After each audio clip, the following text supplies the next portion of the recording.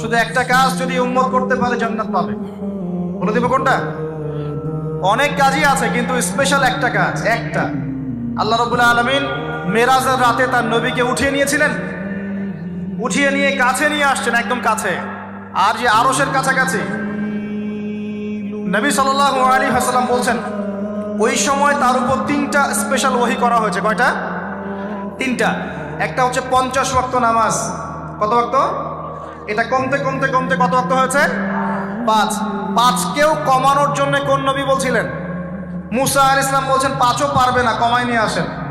5ও যে পারবে না, মুসা আলাইহিস সালাম কেমন করে জানলেন? তার উম্মত 2 ওয়াক্ত নামাজ ফরজ। কয় ওয়াক্ত নামাজ ফরজ ছিল? ওই 2 ওয়াক্ত তার আদায় করতে পারে নাই। এই অভিজ্ঞতা থেকে তিনি বলেছেন যে আপনার উম্মত 5 ওয়াক্ত পারবে না। সত্যি না মিথ্যা কথাটা? আসলেই কি উম্মত 5 ওয়াক্ত নামাজ পড়তে পারছে? আচ্ছা, যাই হোক, আল্লাহ পাক আমাদেরকে পড়ার তৌফিক দান করুন। দ্বিতীয় ওহী হচ্ছে সূরা বাকারার শেষের 3টা আয়াত। কয় আয়াত? সূরা বাকারার শেষের 3 আয়াত ওহী করেছেন কে? আল্লাহ রাব্বুল আলামিন। কোন ব্যক্তি যদি রাতের বেলা সূরা বাকারার শেষের 3টা আয়াত পড়ে সারা রাত ইবাদত করেন, নাকি পাবে ইনশাআল্লাহ।